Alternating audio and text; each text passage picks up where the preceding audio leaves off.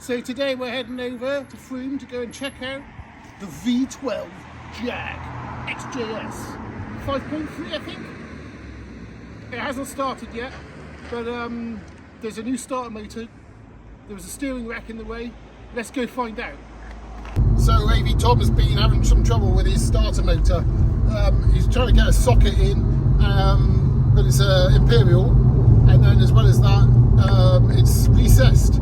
So he had to get the socket and grind it down so that it could fit in. So we're going to go and find out all about that and see what troubles he's had. But he's been having a few issues with his starter motor.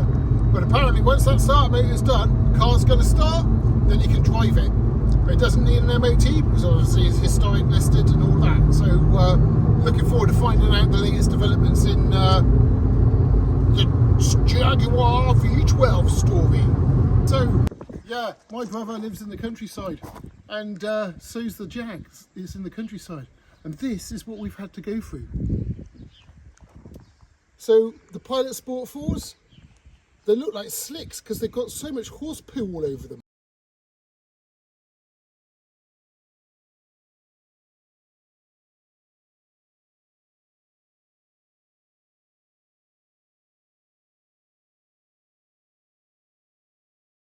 So we're here, and there have been some developments. So stuff has happened. If we have a look at the bonnet,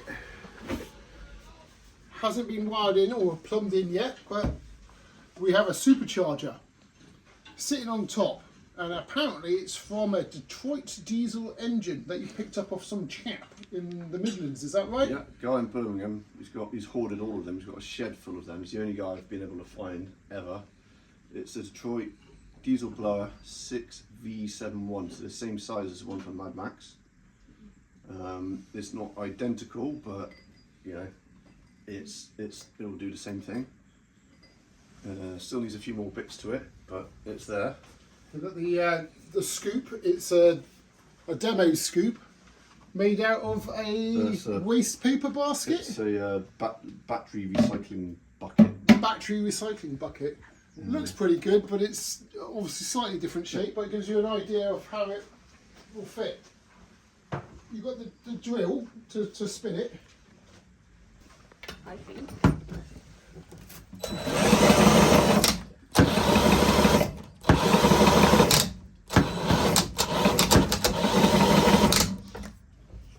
Yeah. Totally cool. Drill's burning, it's not got enough torque.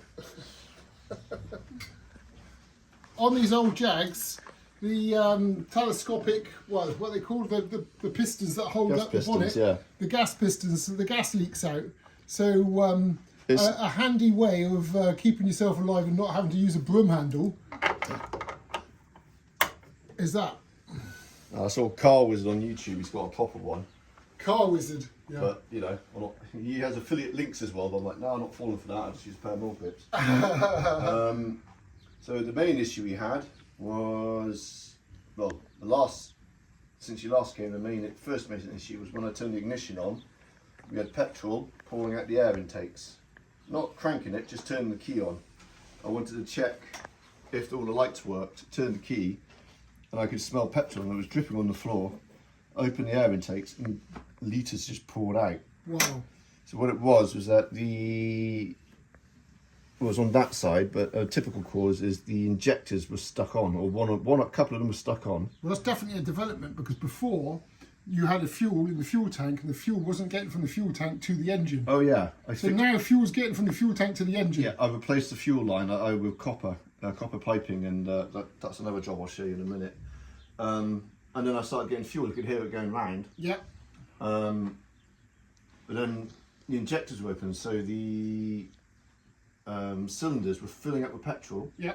And then pouring out, because basically you're not cranking the engine and you're pouring fuel continuously instead of spraying it like a mist. And it's not being used up because the engine's not running. So I took the loom off, right, rewired it, checked all the broken bits. This is hence all the labels on here. Yeah, and then I oh found my God, inside, you've labelled all of these as well. inside the injector heads, the connectors, yeah, all the cables were frayed, so I fixed everything with the original loom. Put it back on, Yeah. and then it started pouring fuel out of both air intakes, Oh my god. which is So well, it shows fuel's getting to both sides of the engine. the fact I fixed the cable and then it started pouring fuel out of both engines means that it's the cable. So I was like, that's brilliant. Right. So I took the loom off and then I made a new one following instructions online. I got the schematics. Is that in that red book? Yeah, I think it's in here. I made my own diagram. Where is it? Is it? Oh, that's it. That's the wiring diagram I made to match the colour of the cables I bought. And then, yeah, wired all 12 injectors again. Put it all in, connected up to the plug. So that's 24 cables into 8 on the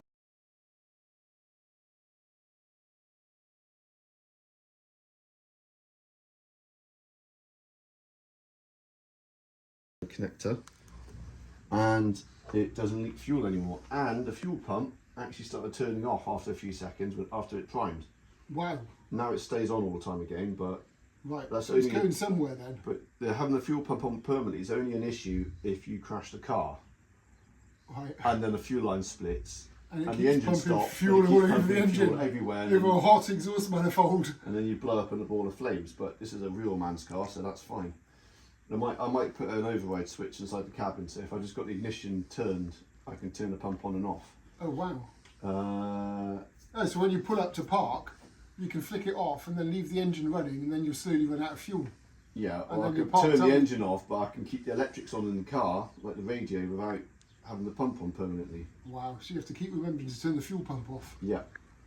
I think it's the ECU in the back. You could wire it into the drive, so when you put it from drive, it's on, and then when you put it into park, it's off. Yeah, I've got enough jobs to do. I know, but that's just a thought that occurred to me. Yeah, there's so you got the pump permanently on. So yeah, anyway, stop leaking fuel out of everywhere. Yeah. Next job is that the starter motor's burnt out. Right. So the starter motor needs to be changed. I've got a brand new. Do you want to grab that off the workbench? Yeah, we heard about this starter motor. Yeah. So I'm almost ready to put it in. It's a high torque gear reduction starter motor. So it's more powerful and smaller and more efficient. Now, to get the starter motor out, the bottom bolt on the original one, which is still stuck in the engine, that was easy to get out. This top one is the nut that makes grown men cry and want to turn to hard liquor. It's a star connector, and you can only see it. It's meant to be below down there. You can only see that nut if you lie on the floor with your head against the rear wheel and look forwards. And you have to have a 2 meter long socket extension bar. Wow. I must have snapped every single 3/8 socket, and then I went to. Was it the Yeah, because you had to get a socket and the grind it 1/8 down. That's what I the heard. 1/8 sockets didn't work Yeah. because they kept snapping. Right. You have to use a 3/8. If you use the 1/2 inch socket set, it's too wide and you can't get it because this is recessed within the bell housing of the gearbox, so you can't actually get to it with anything bigger. So I bought a. I'll show you the tool I made to get it out. Imperial 1532 12-point star socket, and that fits perfectly on there. And it's not thicker than the nut, so it fits inside the bell housing. But it's a 1/8 socket, and then by the time you got like 100 of these stuck together, to be able to reach it from the back wheel, because Jaguar do stuff like that, you can't get enough torque with a mini socket wrench. So I needed to use the full size ones are too big, so I used those at 3/8. Right, but I'd already bought this. I then got one of those rounding nut connectors that fit on this, but it wouldn't fit in because it was too big. I had to grind it down. I mean, there we go.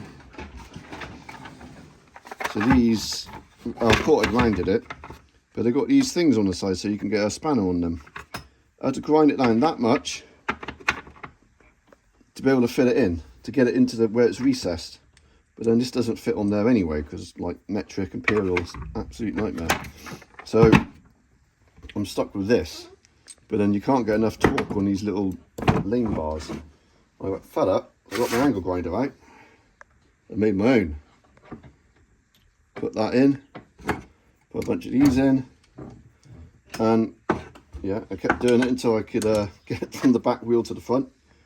And then with a load of pressure, crack, it came undone, and then it just came out. Only slightly rounded, but yeah, absolutely fine. Are you going to put a new one in? No, I'm going to put the same one back in? Yeah, it's fine. It's not rounded. It looks like it is, but it isn't. Right. That's why it's a 12 pointer. So yeah, I had to make my own. How about on the end, if you put a straight cut around there, so you can still use the tool on it, but then you can put a flathead screwdriver in from a long distance. It will weaken it. Okay. It's this is just the worst nut to get out in the wheel because of where it is. But yeah, that's how I got that out. They like to test you, don't they? The starter motor hidden here. Give a perspective where the car is. So you have to drop the exhaust pipe. Do 2 of the bolts from the top, 2 from the bottom. And then on American cars, it's way easier because all this crap is in the way. But English cars, they put the starter motor blocked in by the steering rack and steering column. So I managed to get the steering neck off. You have to take the bolt out, you can't just loosen it. And then I've managed to drop, this bit's come down all right. I've undone all the bolts and it still won't drop. Getting the nut off the, what's it called, the truck rod ends, that was totally seized. Managed to get it off. But even with the nut off, cannot get this out, the truck rod end from the wheel upright. Hit it, hammer, shock, heated it, even put a ratchet, trying to pull it down, will not come off. So hopefully later on today, Aid the car whisperer is going to come down and have a word with it and get it off. But the, can I see? Got it. I might drive up and see if he's in, is he today? You can't see anything, but I'm encouraging him to come down. He's fixing my beamer at the moment. Oh, right. And you can't see anything, but yeah, the bottom nut was easy to get off the starter motor.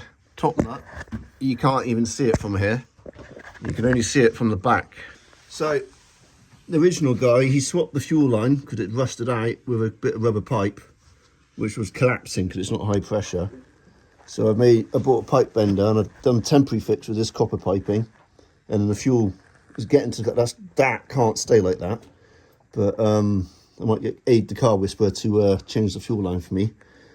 But the whole thing, everything's geared up to getting the car running, so I can drive it 800 meters up the road to his workshop, and then just say like, can you change this, do that?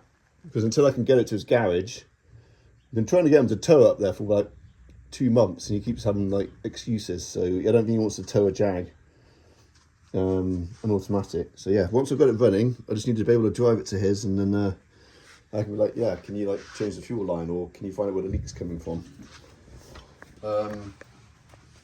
Obviously you need to put the paper filter in. The reason I got them off is I'm permanently checking to make sure there's no fuel dripping out of the air intakes, because that's my priority. But yeah, painted them red because I had loads of red paint left and it looks cool. Some people make these twice the size so you get the induction roll and more air into it, or some people run pipes out to the front. My plan with the supercharger, I've got all these mounting points here. I build a frame, put the supercharger on there. Yeah. And then take. So you leave a bit of space here. It's got to be like, yeah, it's got to start here and come out to about there. Oh wow, okay. And then I've got to work out whether it's going to measure it actually. Oh yo. The crank pulley is going to come out this far, so it won't be much more to get it. Like I'll be able to run it off the crankshaft. I was thinking about having a axle with pulleys on it to get it further back, but I'm going to have it in front of this. Right. It'll come out about this far, and there's a band on the crank pulley left over from where the air compressor was removed. So I've got a spare band on the crank, a space to run another cable. For the air conditioning. Yeah, the air compressor for the air conditioning, which has been deleted. Right. By the previous owner. I can use the aircon air compressor pulley belt to drive the supercharger belt. Only problem is, what's the size of the belt for that? it comes up like here. Yeah. So I'm gonna have to have that. That's then got to turn a cog, which then has got the big belt on, which is then on show. Yeah, I'm gonna have to have a big. I'm gonna have a double. I'm gonna have to make some weird kind of pulley thing because it's gonna have to be as wide and as big as that pulley. Otherwise, you're starting with gear reduction. If you've got a tiny pulley turning a giant pulley, you're losing speed like on a bike. Yeah. You want a bigger pulley than the one you're spinning, so it spins faster. But so that the pulley that goes onto has got to be bigger than the one that's on there. now the one on the front of the car is big enough. Right. So it's got to come to another one as big, which I'll mount onto the air compressor thing. All right. We'll just go to scrapyard and then mount it on a bit and of then angle. I can get one that comes out wider, which is then wide enough to run the pulley belt. Yeah, you've got a lot of metal to weld onto, so you can definitely make something, but then it might get in the way. Do you see what I mean? Yeah, I suppose it'd be probably better bolt it on so you can remove it in case you need to change stuff. I removed the safety cover from the fan. The fan. So I could get it in without, I'd already got the radiator in, and then I needed to put, as there was something going on, I put the radiator in first or something, I don't know. And I couldn't get, that was it, the fan was already on and the radiator was in, and I couldn't drop it over, the cover over it, so I chopped that side off. I left it on the other one. So yeah, don't put your hand in there when the engine's running. Oh, this shroud thing. Yeah, that's missing. Yeah, I've cut it off because it would have meant taking everything apart again. I was just like, I'd had enough by then, so I just took it off. But yeah, it's not a car you put your hand in when the engine's running. And you've got your coil down here. Yeah, it's the second ignition coil. Second ignition, right. GPT thought that was a ignition noise suppressor to stop it interfering with the radio. Wow. And then I found out, well, why is it connected to the other ignition coil up here? It's a double ignition coil. That's the other one. Right. You've got plenty of room down there for putting, what's it called? Air. Just turn the ignition on. Yeah, no fuel pouring out. No fuel pouring out. But that should stop now because the engine's not running. Okay. When rewiring your loom, be sure to use high temperature cable because you don't want it to melt. This stuff's not that expensive, but if you use a 19p a meter speaker cable from Proper Job,